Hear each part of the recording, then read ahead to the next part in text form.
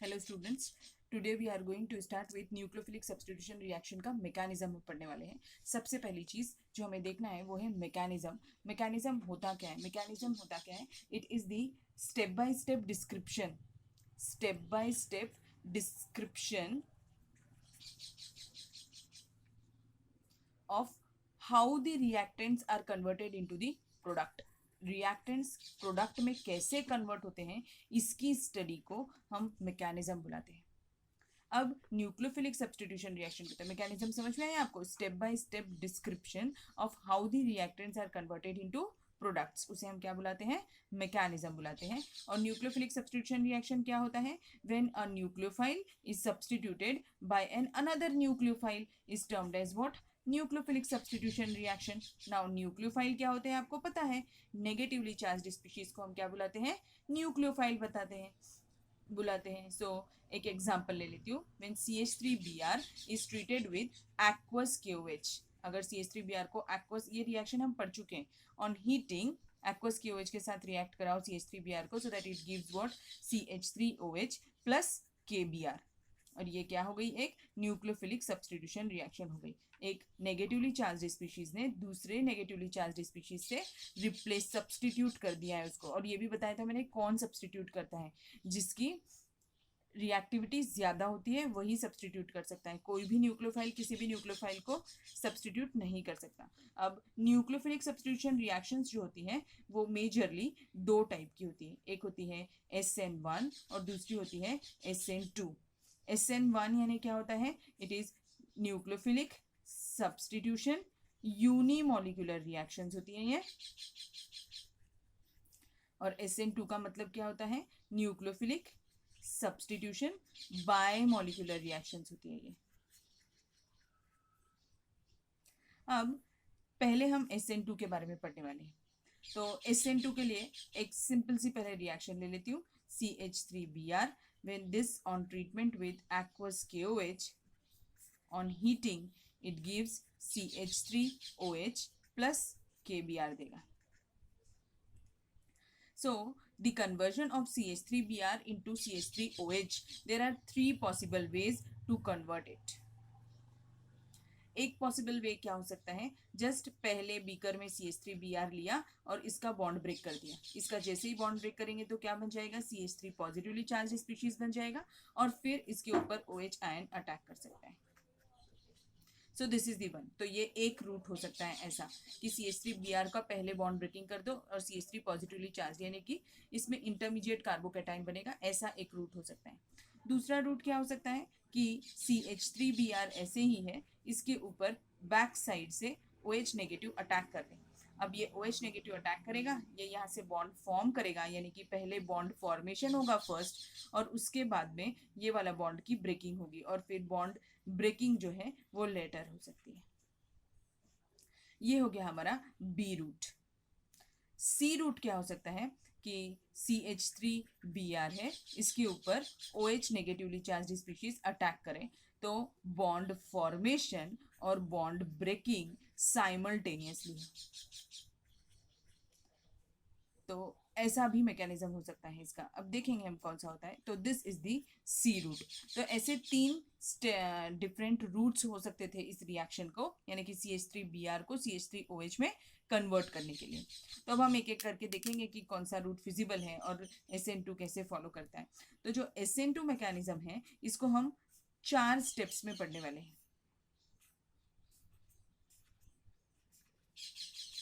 इसको मैंने 4 स्टेप्स में डिवाइड किया हुआ है। फर्स्ट पार्ट रहेगा काइनेटिक्स, सेकेंड पार्ट है rate determining step, third part है एनर्जी प्रोफाइल डायग्राम, और फोर्थ पार्ट है स्टीरियोकेमिस्ट्री। अब देखिए ये हमने 4 पार्ट में क्यों डिवाइड किया। एक्चुअली हम ह्यूमन आई को विजिबल नहीं होती है रिएक्शंस। अगर बीकर में रिएक्शन हो रही है तो मॉलिक्यूल्स कैसे रिएक्ट कर रहे होते हैं ये ह्यूमन आई देख नहीं सकती है। तो अगर वो देख नहीं सकती तो हम कैसे आइडेंटिफाई करेंगे कि मैकेनिज्म कैसा रहेगा? हम क्या करते हैं कि प्रैक्टिकल कैरी आउट करते हैं, और जो प्रैक्टिकल के एविडेंसेस होते हैं एक्सपेरिमेंट करने के टाइम पर, जो जो प्रैक्टिकल एविडेंसेस मिलते जाते हैं उसके बेसिस पे हम उसका मैकेनिज्म आइडेंटिफाई करते हैं। और ये सब हम इमेजिन कर रहे हैं, ऐसा ही होता होगा, ऐसा सोचते हैं हम, और इसका मैकेनिज्म पढ़ रहे होते हैं। हम तो देख नहीं सकते मॉलिक्यूल्स को क्योंकि, तो ऐसा मेथड होता है। अब देखिए, इसको मैंने 4 स्टेप में दिया है। Kinetics is also the one of the method to study the reaction, ये भी एक मेथड होता है। तो देखते हैं हम कैसे करता है ये। अगर सपोज करिए, अब जैसे रेट जो होता है, अब हम फर्स्ट पार्ट पढ़ रहे हैं काइनेटिक्स, हाँ, SN2 के लिए काइनेटिक्स पढ़ रहे हैं। तो जो रेट होता है रिएक्शन का, वो रेट किस पर डिपेंड करता है, वो RBR, और यानी कि RX भी बोल सकती हूँ या फिर CH3BR भी बोल सकती हूँ, प्लस KOH, दोनों पे डिपेंड कर रहा होता है। यानी रिएक्शन जो रेट जो है इसका सबस्ट्रेट जो है हमारा अल्किल हैलाइड उस पर, और जो हमारा रिएजेंट है एक्वस KOH, दोनों पे डिपेंड करता है। अगर वो दोनों पर डिपेंड करता है तो हम ऐसी रिएक्शंस को क्या बुलाते हैं, सेकेंड ऑर्डर रिएक्शन बुलाते हैं। केमिकल काइनेटिक्स में आप पढ़ेंगे ये डिटेल में कि कैसे होता है। सो काइनेटिक्स क्या हो गया इसका, rate is directly proportional to, ये भी हमें कैसे पता चला, प्रैक्टिकल एविडेंस से, rate is directly proportional to alkyl halide and the reagent that is aqueous KOH in this case. So ये दोनों पर डिपेंड कर रहा है, इसीलिए हम इसे क्या बुला रहे हैं, सेकेंड ऑर्डर रिएक्शन बुला रहे हैं। अब हम सेकेंड पार्ट पढ़ेंगे, वो है rate determining step. Rate determining step क्या होता है, एक्चुअली रिएक्शन सेवरल स्टेप्स में भी हो सकती है, बहुत सारी स्टेप्स में भी रिएक्शन हो सकती है। अगर वो बहुत सारी स्टेप्स में हो सकती है तो उसमें से कोई एक स्टेप होगी जो रेट डिटरमाइनिंग स्टेप होगी, वो हमें बताएगी कि कितने देर में रिएक्शन कंप्लीट होने वाली है। तो अब अगर एक ही स्टेप है तो देखिए, बहुत सारी स्टेप्स में अगर जैसे अगर मुझे RBR है, अल्किल हैलाइड है, उसको मुझे अल्कोहल में कन्वर्ट करना है और उसमें बहुत सारी रिएक्शंस हो रही है, तो उसमें से जो सबसे स्लोवेस्ट रेट ऑफ रिएक्शन होगी वो हमारी रेट डिटरमाइनिंग स्टेप होगी। होता क्या है कि सिर्फ स्लोवेस्ट स्टेप ही रेट डिटरमाइनिंग स्टेप क्यों होती है, क्योंकि all other steps are too fast, वो इतनी ज़्यादा फास्ट होती है कि they do not affect the overall rate of the reaction. So the rate determining step is the slowest step in the reaction.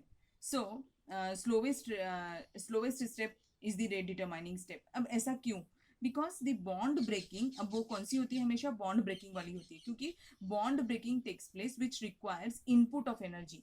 Bond breaking energy ही है जो endothermic होती है, उसको ब्रेक करने के लिए हमें एनर्जी लग रही होती है, जबकि bond formation takes place very fast because it is always exothermic.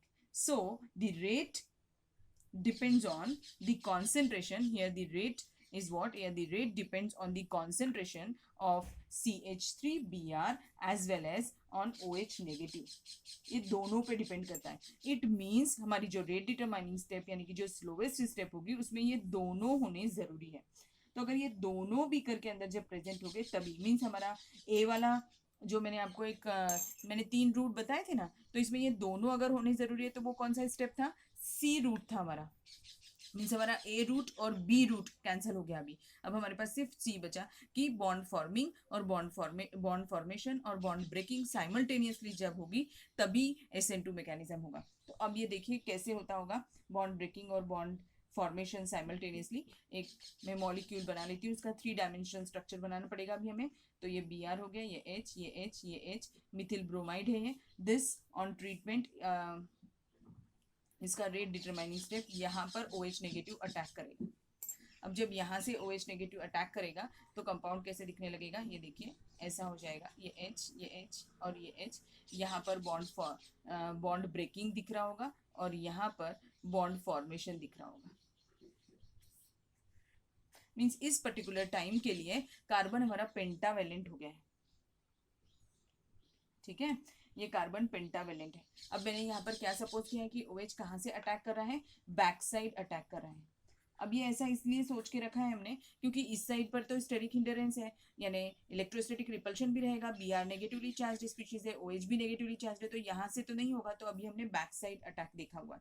अब क्या होगा, जैसे ही ये ऐसा इंटरमीडिएट फॉर्म होगा जिसे हम ट्रांजिशन स्टेट बुलाते हैं, ये जब फॉर्म होगा तो क्या होगा, जो इस Br के ऊपर का जो फुल नेगेटिव चार्ज था और इस OH के ऊपर का फुल, ये पार्शियली डिवाइड हो जाएगा दोनों के ऊपर। इनकमिंग न्यूक्लियोफाइल और लिविंग न्यूक्लियोफाइल दोनों के ऊपर पार्शियली डिवाइड हो जाएगा, तो पार्शियल नेगेटिव Br के ऊपर होगा और पार्शियल नेगेटिव OH के ऊपर होगा, और ये स्टेट को हम क्या बुलाएंगे, ट्रांजिशन स्टेट बुलाएंगे। ये हाईएस्ट एनर्जी स्टेट होती है पूरे पीरियड में, यानी जब कन्वर्जन हो रहा होता है अल्किल ब्रोमाइड का अल्कोहल में, this is the highest energy state. Now, in this reaction, energy required to break this bond means energy required to break the CBr bond. अगर CBr bond break करने के लिए जो एनर्जी लगने वाली है, मैंने आपको बताया था फर्स्ट स्टेप में, एनर्जी जो लगने वाली है वो कहाँ से मिल रही है, ये जो बॉन्ड फॉर्मेशन के टाइम पे, यानी कि जब OH बॉन्ड बना रहा था तब जो वो एनर्जी रिलीज कर रहा था, वो एनर्जी बॉन्ड ब्रेकिंग के लिए यूज कर हो रही है, क्योंकि ये प्रोसेस तो एंडोथर्मिक है और COH फॉर्मेशन वाली जो है ये बॉन्ड ब्रेकिंग की स्टेप है और ये बॉन्ड फॉर्मेशन की स्टेप है। तो बॉन्ड फॉर्मेशन कैसी स्टेप है, एक्सोथर्मिक है। तो यहाँ पर जो एनर्जी रिलीज हो रही है वो कौन यूज कर रहा है, बॉन्ड ब्रेकिंग के लिए यूज कर रहा है। So this was all about the bond breaking and bond formation during the rate determining step. अब ये ऐसा होगा और फिर हमारा फाइनल प्रोडक्ट कैसा बन जाएगा,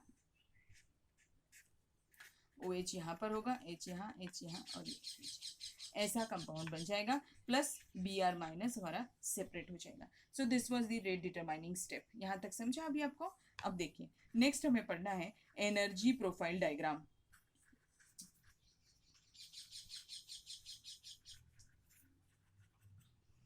एनर्जी प्रोफाइल डायग्राम क्या होता है, energy profile diagram means it is a graphical representation. ये थर्ड पार्ट हो गया हमारे मैकेनिज्म का। It is a graphical representation between the potential energy and reaction coordinate. इन दोनों के बीच का जो ग्राफ होता है उसे हम क्या बुलाते हैं, एनर्जी प्रोफाइल डायग्राम। तो इसका आपको डेफिनेशन समझ में आ गया क्या होता है, it is the graph between the potential energy and the reaction coordinate.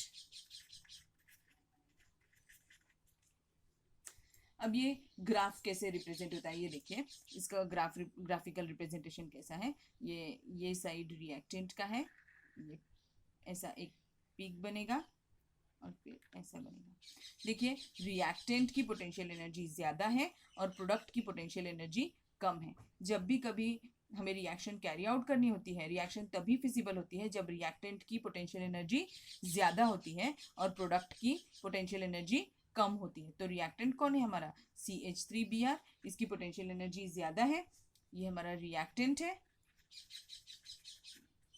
और ये जो पीक दिख रहा है ये कौन सी किसका स्टेट है, मैंने अभी बताया था आपको, ये किसका है, ट्रांजिशन स्टेट का पीक है। इस पोर्शन पे ट्रांजिशन स्टेट है।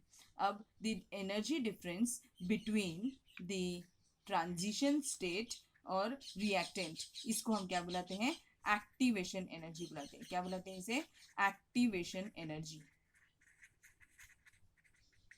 डेल्टा EACT लिखते हैं इसे।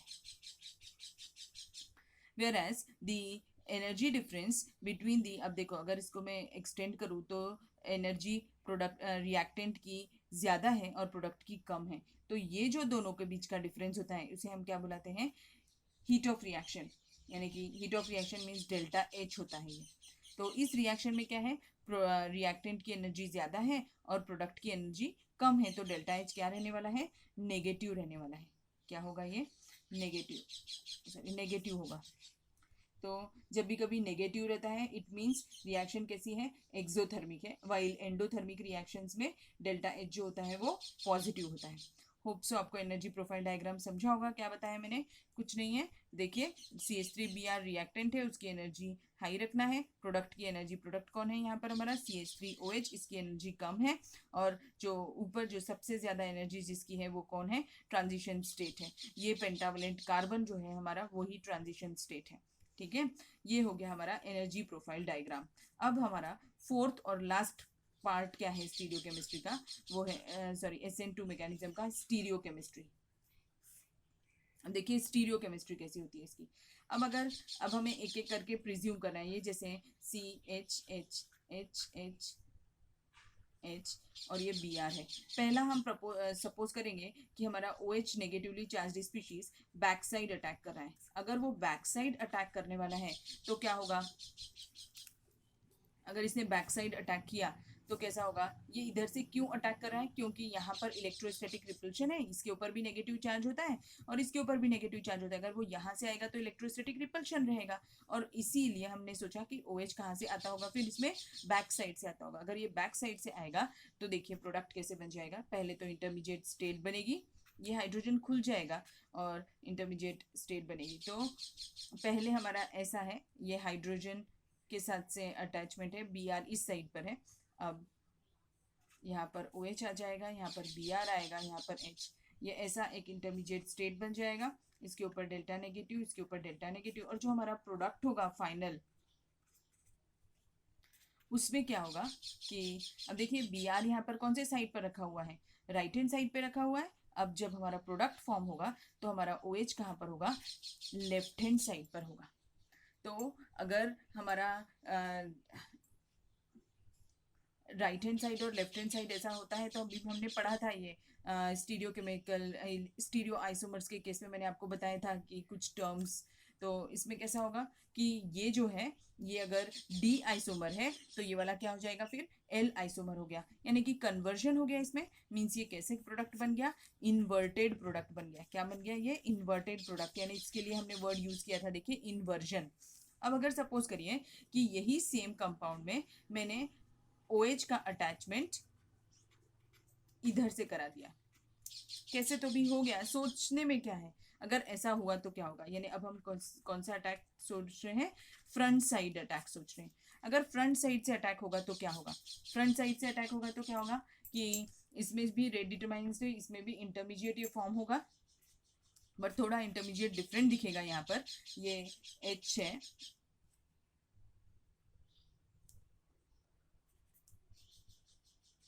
OH यहाँ से अटैक करेगा, ये Br है, ये H है, ये H है, एक और H होना चाहिए था, 1 2 3 4 5, हाँ।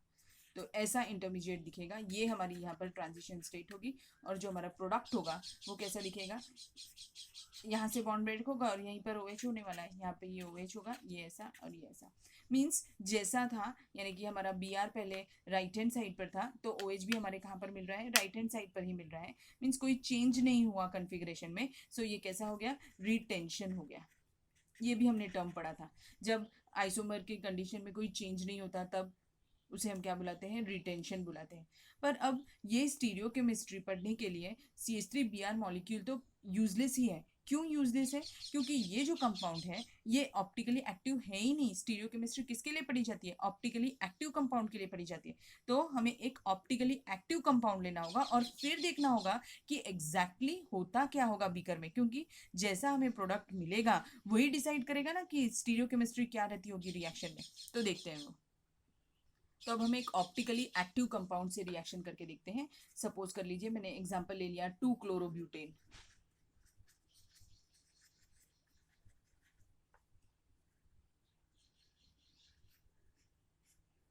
2-क्लोरोब्यूटेन यानी एक C2H5 ग्रुप होगा, एक CH3 ग्रुप होगा, एक क्लोरीन है और एक H है, ऐसा कंपाउंड है।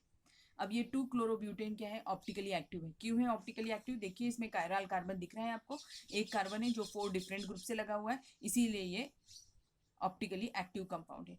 इसका रिएक्शन अगर मैं एक्वस KOH के साथ करा दूं, तो अगर इसका रिएक्शन एक्वस KOH के साथ कराएंगे, सपोज कर लेते हैं यहाँ पर भी हम पहले बैक साइड अटैक करवाते हैं।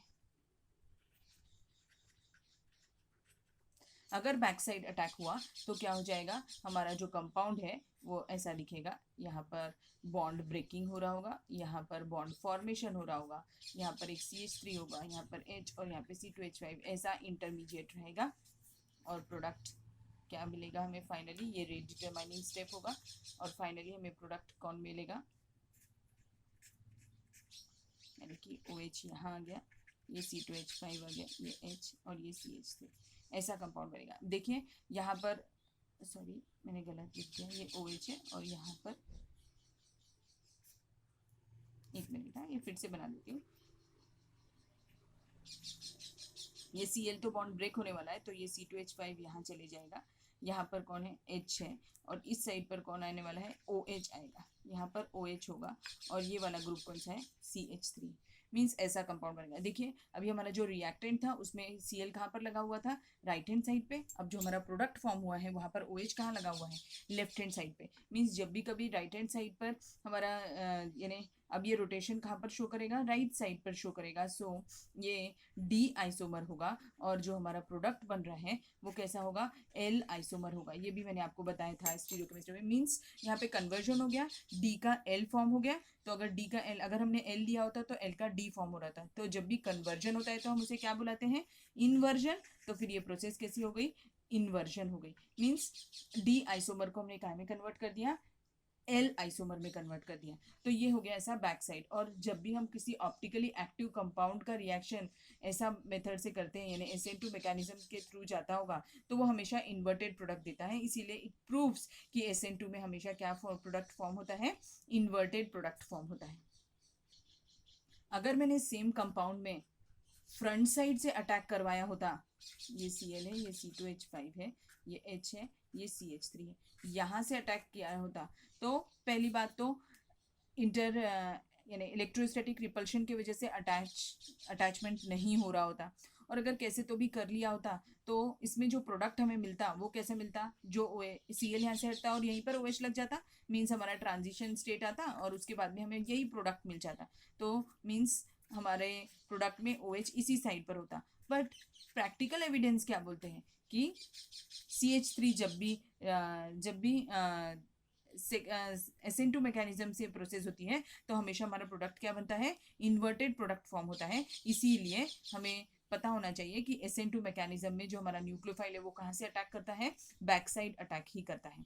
अब यहाँ पर फ्रंट साइड अटैक में मैंने आपको बताया, अगर ये फ्रंट साइड अटैक किया होता तो हमें प्रोडक्ट कैसा मिलना चाहिए था, रिटेंशन वाला प्रोडक्ट मिलना चाहिए था, पर वो तो मिलता नहीं है। इसका मतलब ये पॉसिबल नहीं होता होगा SN2 मैकेनिज्म में। Is it clear? यहाँ तक आपको समझ में आया मैंने क्या बताया? अब एक और चीज जिस पर क्वेश्चन पूछा जाता है वो है ऑर्डर, कि SN2 का ऑर्डर क्या होता है। SN2 का ऑर्डर यानी क्या, अगर सपोज करिए मैंने यहाँ पर ये एक Br लिया और ये तीनों हाइड्रोजन लिए, मीन्स ये मैंने कैसे ले लिया, 0 डिग्री कार्बन ले लिया, ठीक है। और एक लिया है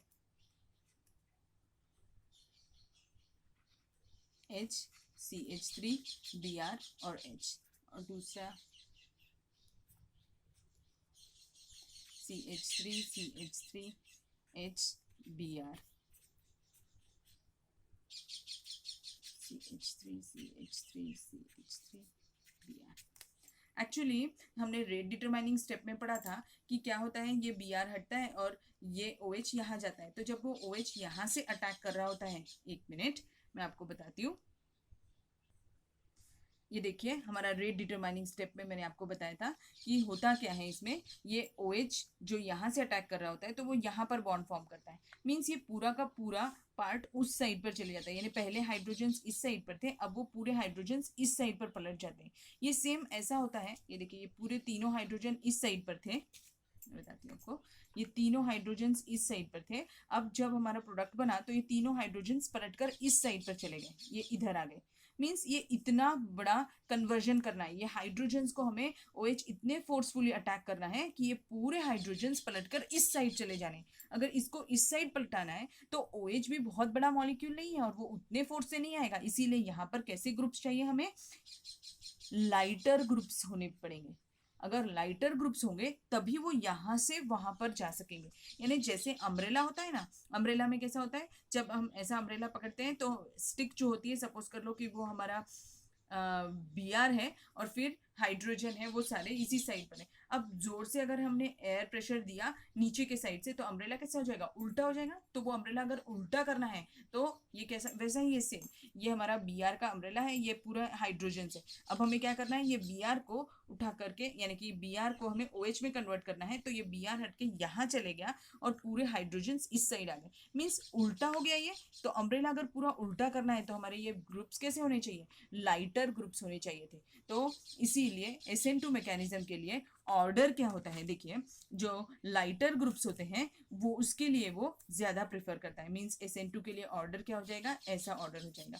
मीन्स अगर 1 डिग्री 2 डिग्री और 3 डिग्री अल्किल हैलाइड होंगे तो ऑर्डर क्या होगा, 1 degree will more prone towards SN2 mechanism as compared to 3 degree. Reason is what? Steric hindrance. 3 degree में steric hindrance बहुत ज़्यादा होने वाला है, तीनों बल्कि ग्रुप्स रहने वाले हैं. अगर 3 बल्कि ग्रुप्स रहेंगे तो OH कभी भी इसको पलट नहीं पाएगा, जबकि हाइड्रोजन रहेंगे तो उसे पलट सकता है. होप सो आपको समझ में आया होगा. अगर